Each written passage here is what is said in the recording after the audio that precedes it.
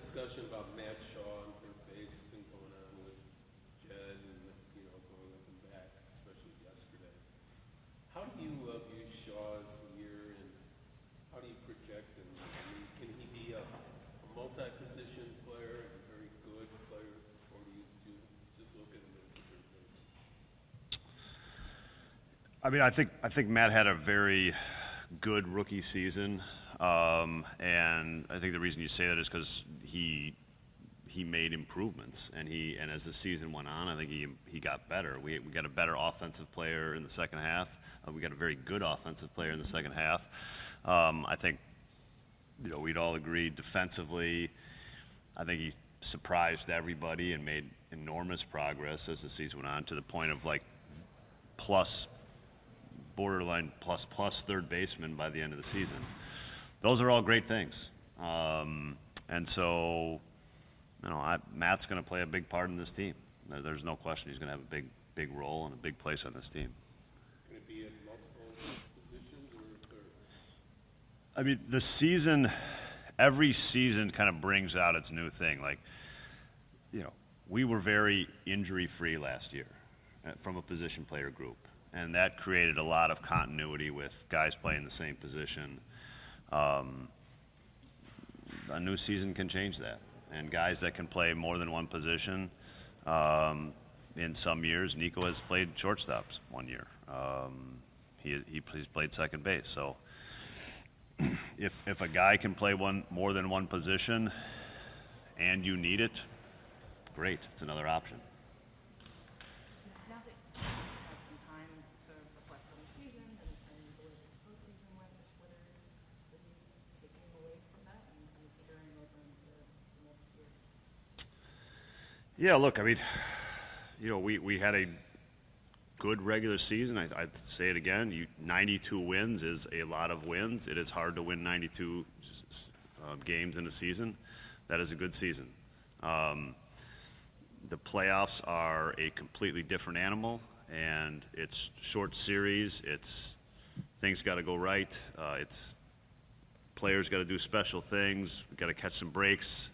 We've got to be healthy at the right times. And enough of those things didn't go right where we couldn't advance further, unfortunately. And look, you're going to try to always seek ways to make yourself better. But I think, at this point, you're trying to make yourself better for the regular season, because that's what's, we got 162 of those games in front of us, and they're, I think you try to get in the playoffs, absolutely, but winning the division gives you that little extra advantage that is obviously still a goal and still creates an advantage. With the roster, what do you feel like looking better looks like for this team going into next year?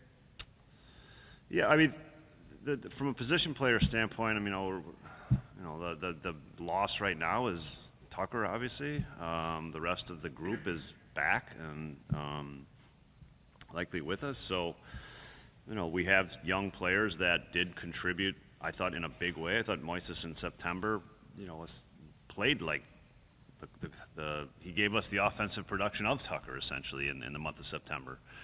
And that's those, and between him and Owen, who was unfortunately hurt for most of that month, those are two important players as we sit right now. And so it's a pretty, there's not much to think about there. There's obviously bench pieces that are going to be important because I think we were so healthy last year. I think that's another thing that we have to, really think about. We've got a lot of work to do completing our bullpen, obviously. And you're never going to be satisfied with what you have from a pitching perspective. So you're always protecting your depth and protecting the injuries, because the injuries are just always a little more significant in that area. Would you like to see the addition of veteran back to replace Tucker's production, or are you confident that big kids can step up and, if not equal that production, maybe come close? Yeah, I mean, I think you're just trying to fortify the roster as a whole, and so different.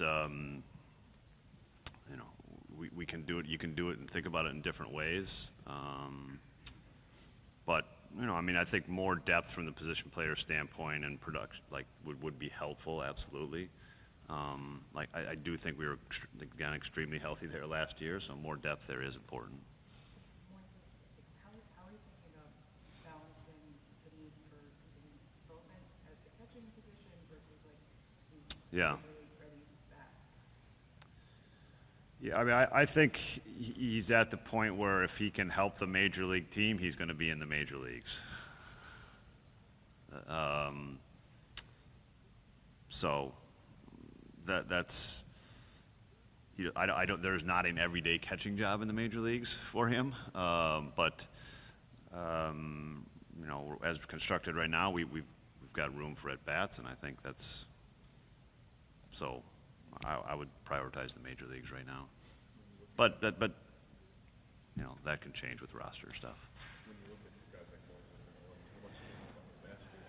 Sean was given one way they developed in the majors the year before. Pete kind of went through the same thing. Well, every young player is. That's how you have to be. But on a contending team, I mean, they'll have. But every young player is in a contending team too. I mean, like you young players they have to get chances. They have to get chances. And that game, and look around the league. I think that's one thing you have to give your young players opportunities. You're better for giving. Your team is better for giving your young players opportunities. How much can help them that they have guys in the room who just went through that? I'm not sure that it helps them. I think they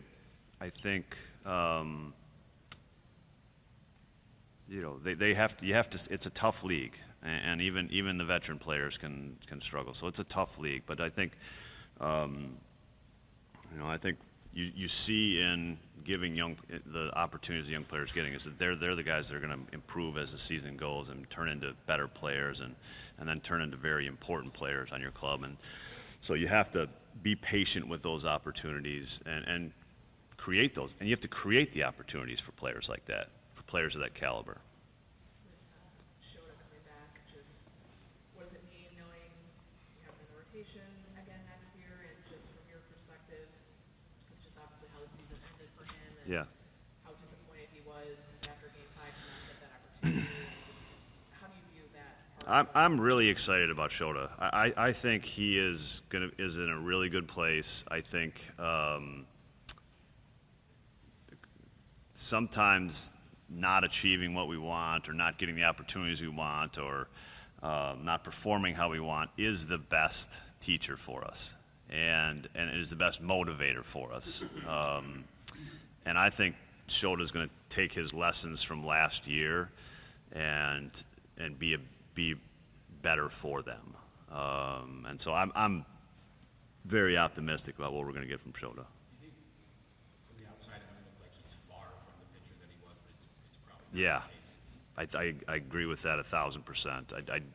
I think Shota got off track last year. There's no question about it. He got off track.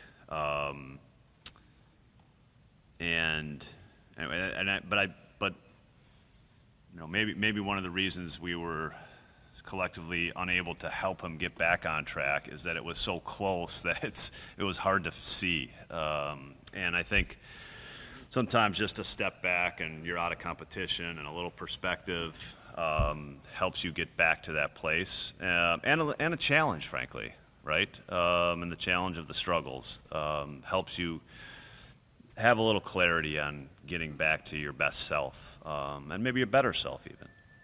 And so someone who the diligence and the intelligence that he approaches pitching and problems around pitching, I think he's going to come back from this with a lot of success. Whether Tucker continues or not, we saw all the things that he brought to the table in the first half. But the way he insulates himself personally, is that difficult? Was that difficult for you and the staff to be able to try to help him? Not that he was distant as a person, but just insulated as a player. No, I mean, I think we're all individuals, and we all have had success in our own way, and I think it's up to coaches, frankly, to meet the players in those places and help them with ways they've had success. Obviously, suggest different ways to have success, and new ways and other paths. But that's absolutely part of it, and it's. From a coaching standpoint, you love dealing with the different personalities. That's what makes it so much fun, and unlocking all different sorts. So, Kyle's had a recipe for success that is very effective, and will continue to be. What's your stance on Owen with Team Canada? Could be a good thing at the place for them sometimes? Yeah, I mean, we've got a bunch of players that are, I think, in the consideration mode right now for the WBC. So I think in general, the WBC is it's a great experience for a lot of guys. And for some, I'd recommend against it. But for most, I think it's a great experience. The line hitter pitcher, is that? Does your last spring's earlier schedule, with you guys in Yeah. Japan kind of mirroring a little bit of how early spring is? Do you feel more comfortable with like? No. Okay. No.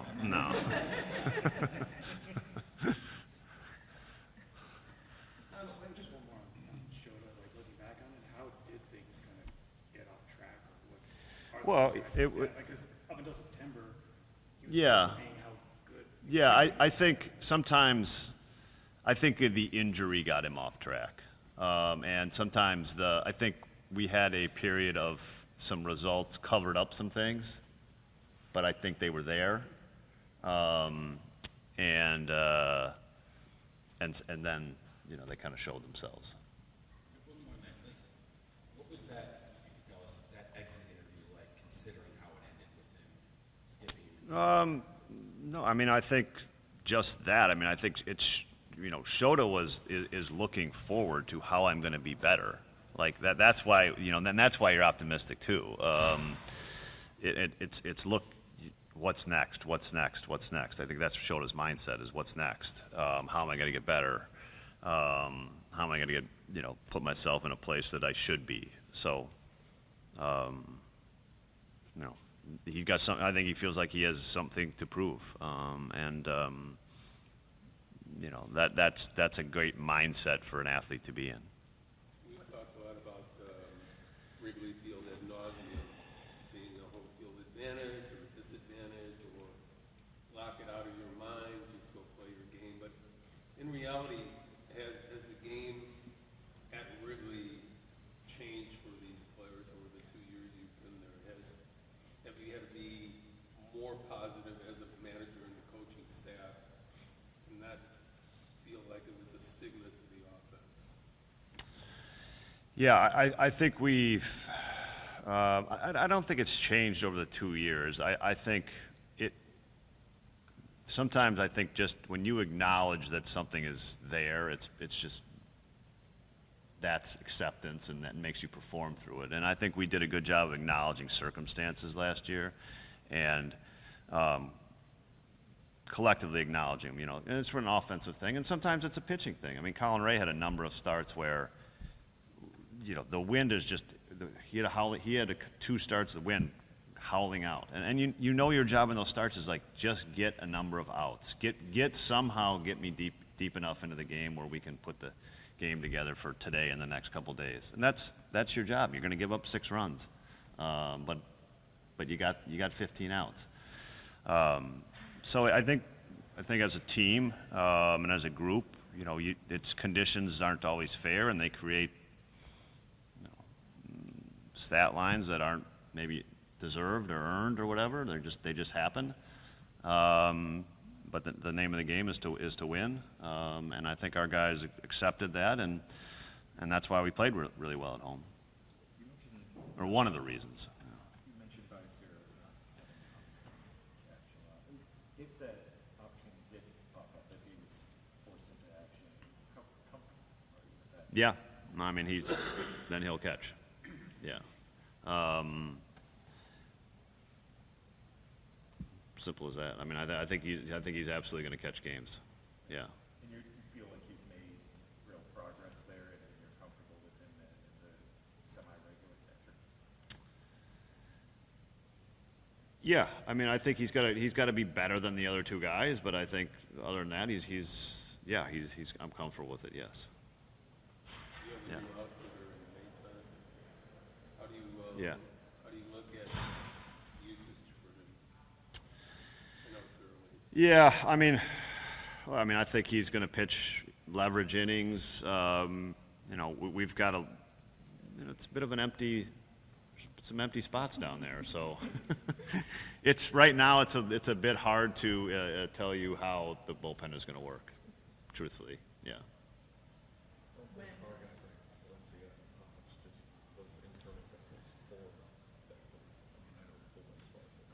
Yeah. Yeah, I mean, look, the bullpen is, we talked about this earlier this week. Like, what we thought about our bullpen going into the season, and maybe just reread it, maybe what we thought. We were wrong. We were pretty wrong on it. We ended up pitching pretty well, but I think at the start of the season, it maybe wasn't the guys that we expected to do it. So it just shows. I think it's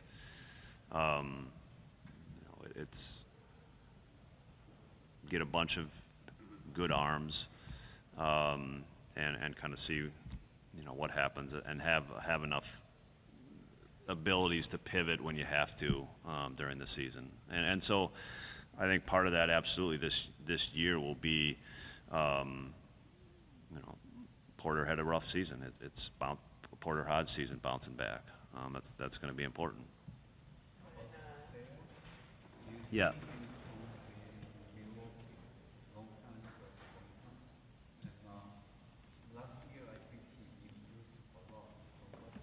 Defensively. And often, yeah. I mean, I think Seiya had a really good season. I think he finished it with excellent. His last.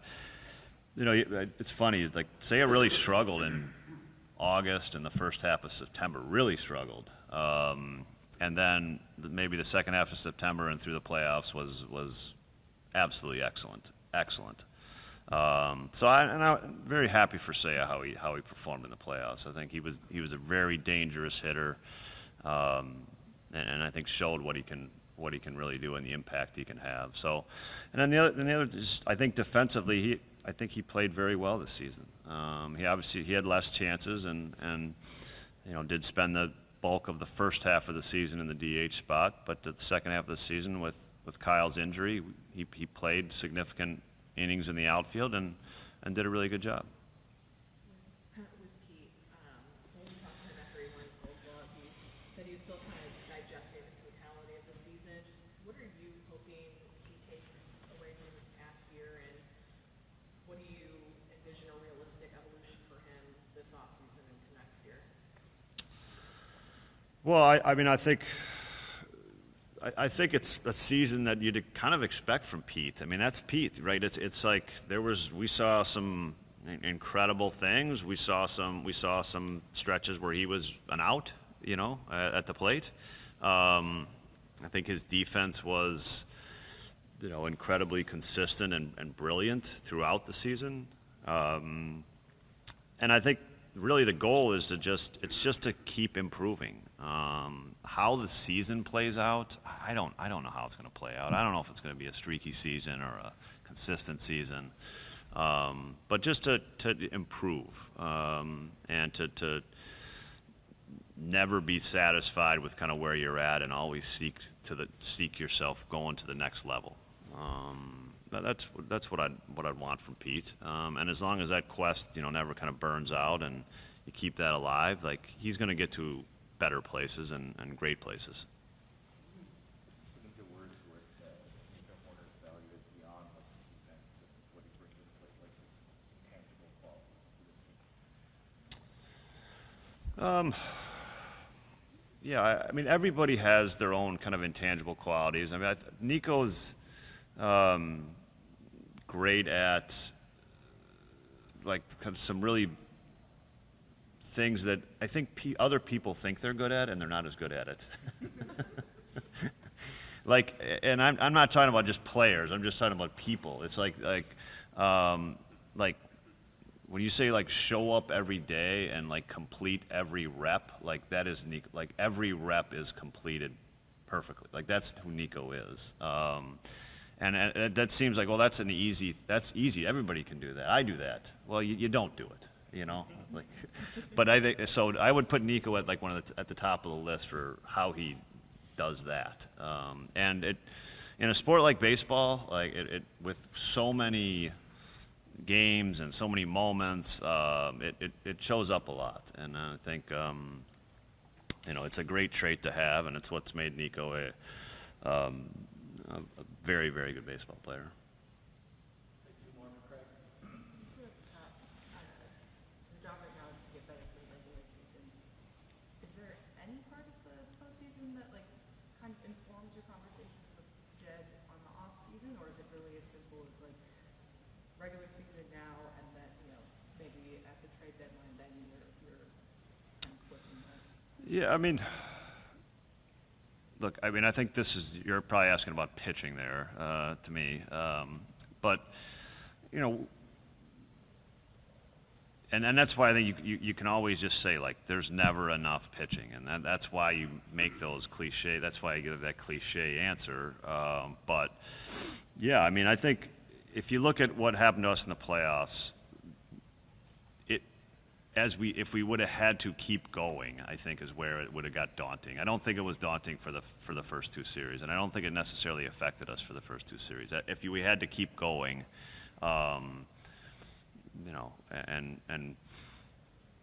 Cade was scheduled to come back and start pitching, but it would have been difficult.